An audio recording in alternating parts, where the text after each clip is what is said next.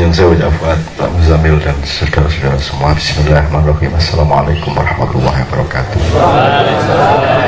Di alon-alon sudah kita dengarkan banyak sekali. Nanti kita tata kembali karena kabeh kudu ditoto. Jadi nek coro Islam Rasulullah bagi ana sing antum a'lamu bi umuri dunyakum. Nek soal nandur kurma ya, soal pertanian, soal pengairan itu Rasulullah ngendika nek iku awakmu luwih timbangane aku, tapi nek soal salat, soal akhirat, soal cinta kepada Allah dan soal-soal yang tinggi dan mulia itu Rasulullah pasti lebih tahu dari kita. Nah, jadi soal nandur pari, main musik, selawatan nganggo keyboard segala macam itu kita lebih tahu dari Rasulullah. Jadi nek kate selawatan ojo langsung muni, tapi semayan sik karo musike. Untuk awakmu muni musike gopo kabeh iki ngajak-ngajakno. Iki kaya presiden ngomong pencitraan terus nggawe iki menterine gopo kabeh. Gak jadi kabeh. Nah, nanti ada tahun-tahun di mana kita akan menyaksikan bahwa sangat banyak di antara semua yang diumumkan itu ternyata gagal semua. Jadi nek cara Jawa pranoto mongso, jadi bikin cuaca dulu baru bikin tanaman. Pranoto mongso, jadi dinoto musim. Jadi paling tidak memahami musim dulu baru apa namanya? Nandur apa gaya apa kayak wong numpak sepeda yang ngono dalane ditata sik kait numpak sepeda. Ojo kon langsung numpak sepeda gupu kabeh Pak kurang gaya dalan. Nah, nyun sewu ya arek sampean langsung muni gupu kabeh iki bote menyesuaikan munggah mudune gitu. Jadi pranata mangsa itu misalnya nek kate meraktekno ngaji gak nganggo lagu Arab ya jarine, terus moro-moro lagu Jawa iku dianu sik ditata sik mongsone, dijadikan wacana publik dulu, gar didik kok kait di Istiqlal. Ki gak langsung kok sikat di Istiqlal, akhirnya menciptakan konflik dan salah paham yang luar biasa. Padahal juga tidak tuntas.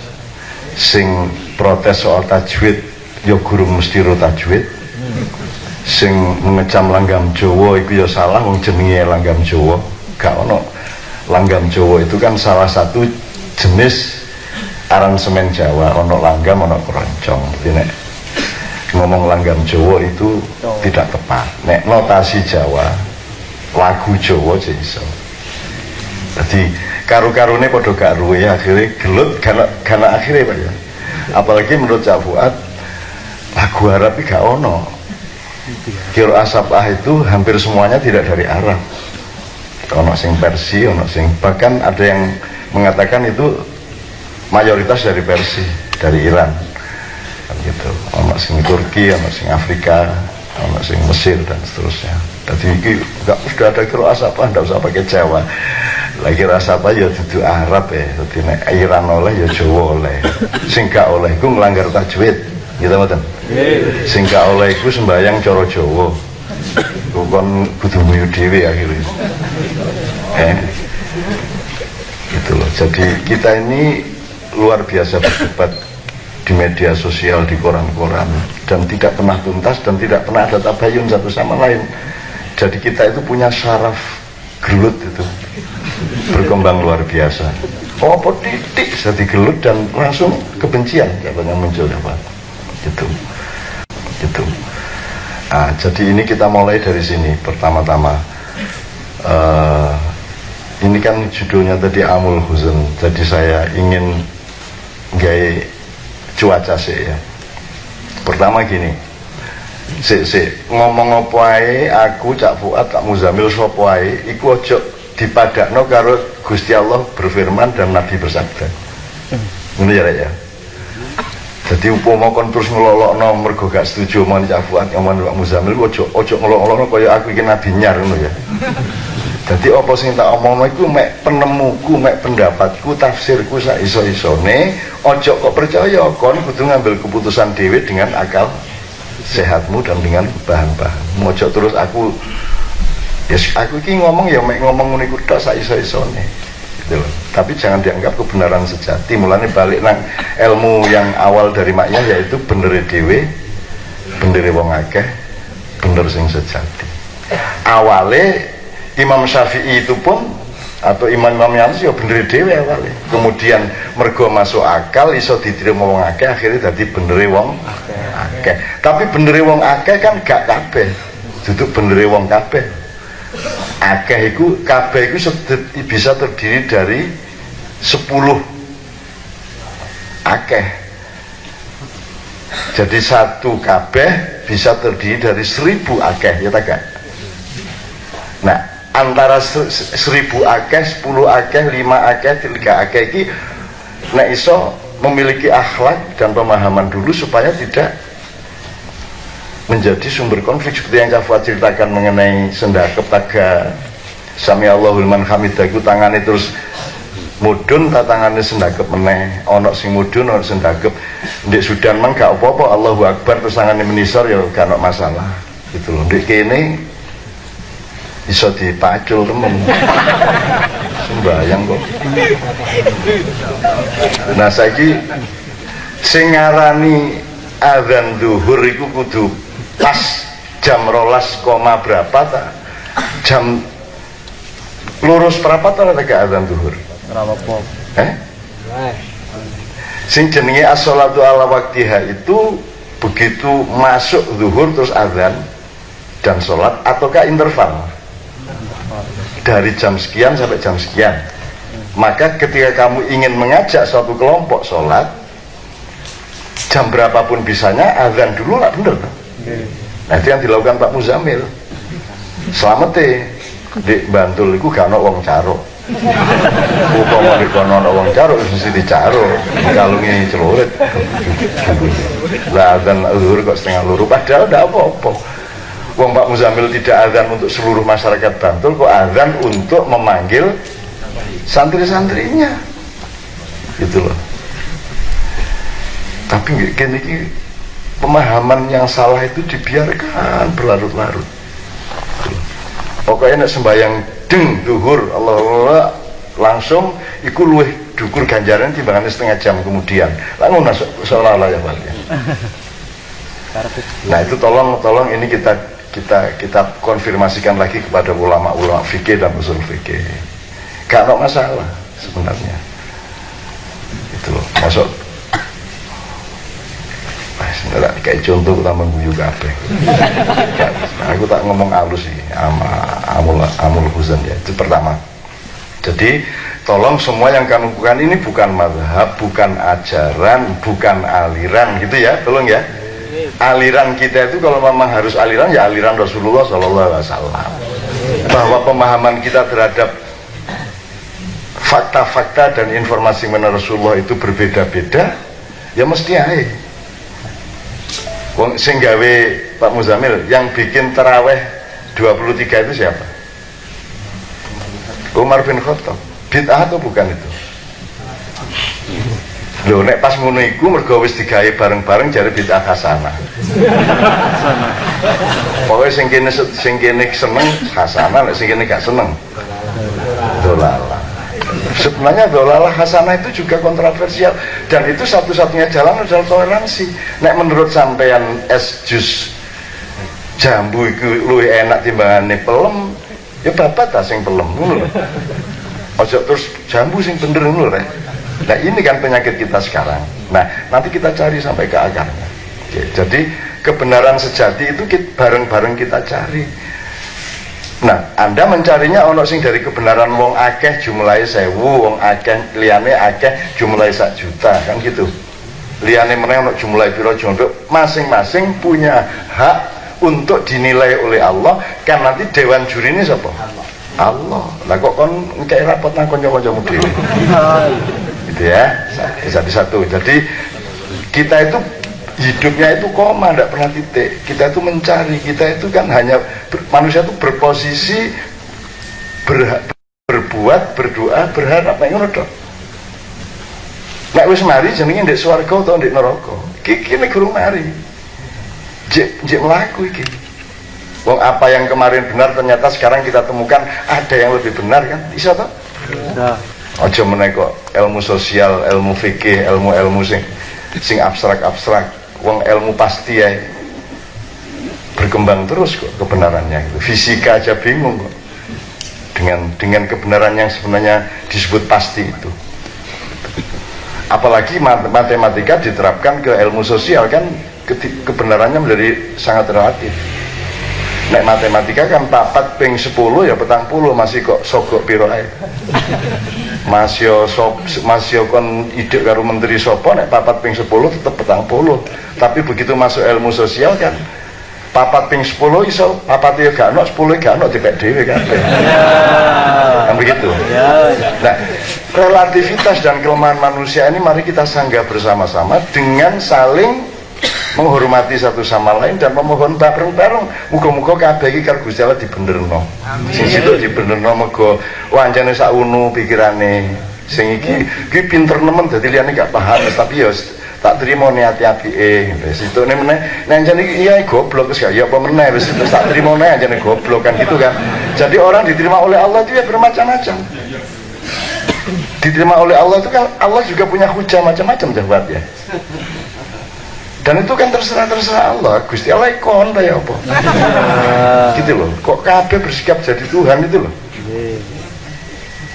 Ngafir no wong, nyesat no wong. Gitu loh. Padahal jelas Kanjeng Nabi dhewe iku gak sunah, gak sunni, gak syiah. Kanjeng Nabi dhewe gak ro ahli resat gak ro. Meneh-meneh tak kon sampean tau krungu ahli resat apa ya ngono paling. Ya krungu biyen aku teko alam barzah krungu titik iku sing dono Iran tok wong Sudan to krungu aku ngrungokno padang bulan kok biyen. Lah kok ruwet lho arek-arek iki. Aja nemen-nemen kok olehmu ngremehno nabi-nabi sadurunge Kanjeng Nabi sing tidak pernah salat 5 waktu. Ayo. Tahu tak Yesus sembahyang 5 waktu? Tahu tak Nabi Musa sembahyang 5 waktu? Gitu loh. Karena waktu itu belum ada regulasi syariat Islam. Islamnya pada waktu itu masih lebih kualitatif, terbatas pada akidah, tauhid, dan akhlak, tapi belum ada undang-undang sebagaimana syariat Islam atau rukun Islam itu. Berarti belum ada undang-undang sampai seperti itu. Jadi ojo terus misalnya nih, saiki ono pokoknya nek gak nganggo jilbab, iku berarti meninggalkan Quran dan Sunnah. Ngono ta? Ngono ta? Wes. Saiki jilbab iki mulai digawe tahun piro? Aku lho nek sing gawe drama lautan jilbab. Keliling kemana-mana berhadapan dengan pengadilan dengan Cina-Cina tak kampleng raine mergo pegawene gak oleh sembahyang maghrib gak oleh jilbaban dipecat tak parani tak tonyo temen. Ele-ele aku sing merintis itu ya ini bukan soal saya berjasa atau tidak tapi itu tahun 80-an baru orang mulai pakai jilbab.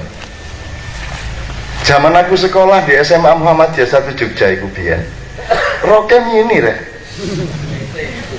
mini temenan jadi paling gak itu 12 cm lah di atas dengkul dan kalau sing jilbaban di sekolah Muhammadiyah itu katakan tahun 1970 padahal Muhammadiyah lahir 1912 jadi berapa 70 dikurangi 12 jadi apakah Kiai Haji Ahmad Dahlan itu dan semua orang Muhammadiyah itu meninggalkan sunnah dan Quran dan sunnah selama 58 tahun.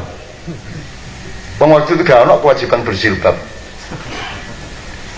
Sing jilbaban mau alimat Ma'arif juga jilbaban biyen ya. Jadi ojo nemen-nemen ta.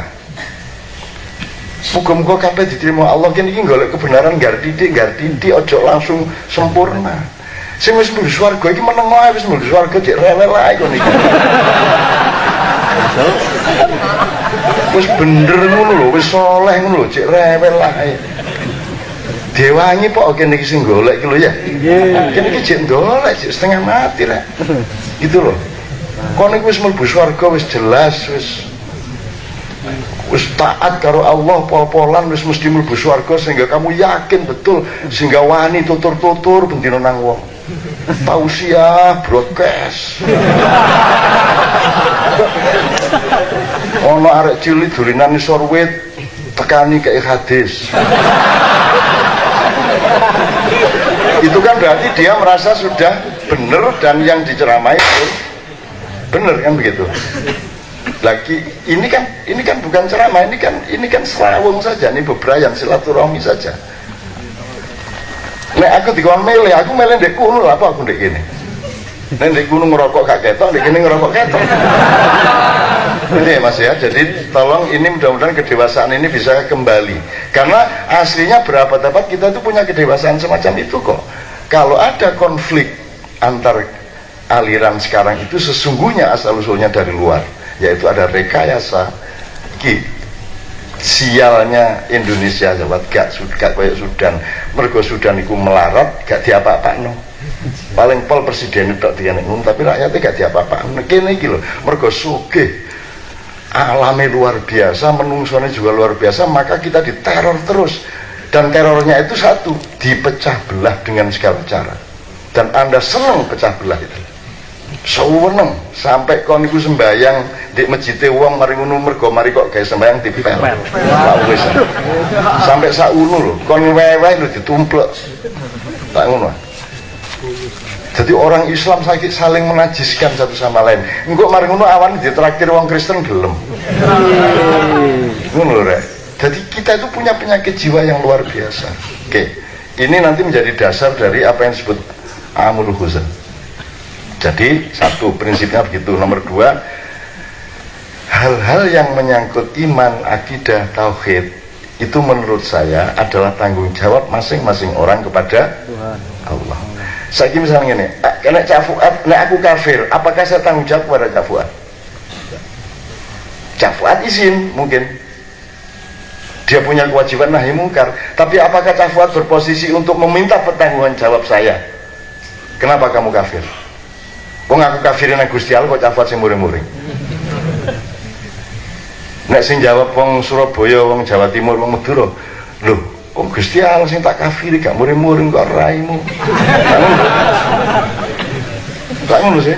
Ya. Aku kafir nang awakmu ta? Enggak sih, aku kafir nang Gusti Allah. Lah apa kon melok-melok karo aku? Jadi orang itu tidak mengerti makom, orang tidak mengerti koordinat, tidak mengerti positioning. Nah, yang kita berhak menagih dan saling bertanggung jawab adalah akhlak. Lho Dik, nek kon ganggu wong, nah, nek ono apa jenenge sound system watu terus ono didik lah njaluk pertanggungan jawab ini ulang ngarep aja rek ya. Gak kira malaikat mudun terus kon ditek ayo kok iso sih gak. Gak ada, ini antar kita saja kan gitu. Jadi kalau akhlak menurut saya bertanggung jawab, meskipun itu juga tetap tanggung jawab kepada Allah.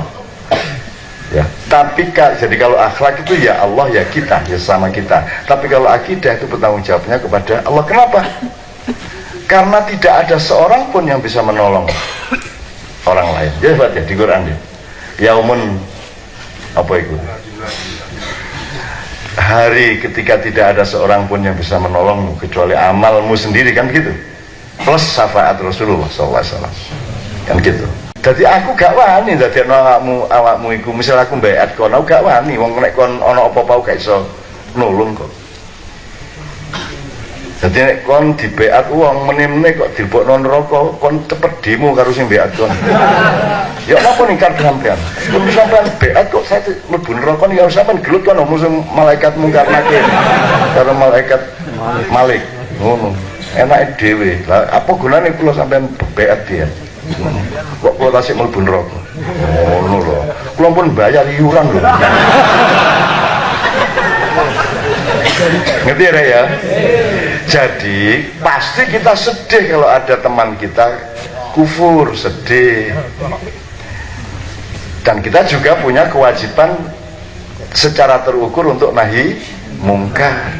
Tapi itu tidak cukup untuk membuat kita berposisi seperti Allah kepada hambanya, kan gitu.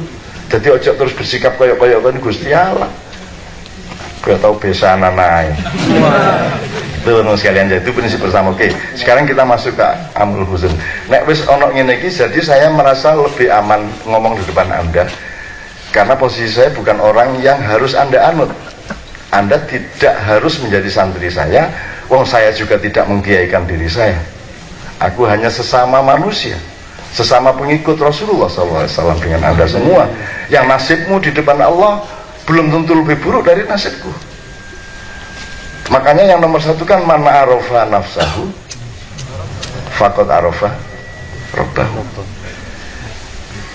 Jadi nomor siji kenali awakmu dhewe, kon niku salah tagak, kon niku diutang tagak, kon niku wis bener ta gurung, pikiranmu ya apa, hatimu ya apa, manajemen kejiwaanmu, manajemen moralmu, manajemen sosialmu ya apa. Kita ndoleki awake dhewe sik. Nanti ini kan potensi untuk mengenali Allah. Faqad arafa rabbahu, tapi di antara kita dengan Allah kan ono Indonesia, ono Rini Sumarno, ono tol laut, ono Cina 10 juta nesing, pating teletek, terus peper godhong jati. Ya, di antara kita sama Allah ini ada negara, ada ideologi, ada macam-macam, dan itu bisa jadi merupakan gangguan dari tauhid kita. Maka Anda di sini harus punya kemandirian untuk bisa menembus semua itu, sehingga Anda bertauhid secara akurat kepada Allah Subhanahu Wa Taala. Itu ya teman sekalian. Nah, saya ingin ini sebelum Amrul Huzn aku ngekei dasar ngene sih. Kesedihan dan kegembiraan itu ada minimum 3 macam, Pak Muzamil. Ada kegembiraan atau kesedihan yang sifatnya emotif atau emosional, ekspresinya emosional, kasusnya emotif. Jadi ya seneng lah, emosional aja lah.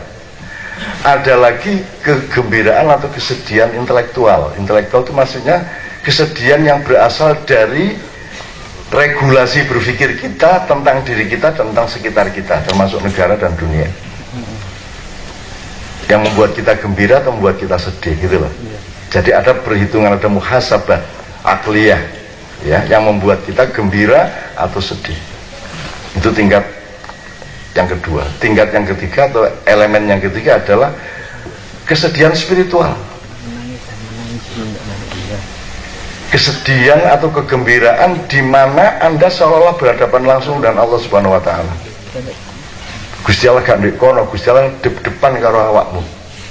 La ilaha illa anta subhanaka inni kuntu minadz dzalimin. Nek ngomong antai Gusti Allah ndek endi? Masuk la ilaha illa anta. Oh, yo gak masuk Gusti Allah ndek kono. Depan. Awakmu depan. Muwajahah. Meskipun tidak mungkin secara fisik dan dimensional kita bisa mengenali wajah Allah yang sejati, tapi mungkin bisa diperkenalkan Allah untuk merasakan gejalanya, bayangannya, harumnya, auranya, wibawanya, mungkin bisa. Tetapi kalau berhadapan dengan Allah langsung as it is, as Allah itu sendiri, kan kita tidak punya kemampuan dan hakikat atau zat atau apapun yang memungkinkan kita untuk bisa berjumpa dengan Allah dalam arti yang Allah beneran. Makanya Allah menghadirkan dirinya dengan sifatnya. Saya ini Rahman, saya ini Rahim, saya ini Muzil, saya ini Syadid, saya ini Karim, dan sebagainya. Itu cara Allah menolong manusia agar manusia agak mengenali hawanya Allah, gejalanya Allah itu di dalam kesadaranmu.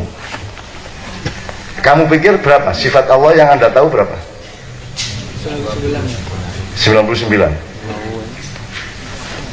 Percaya kamu kalau sifat Allah 99?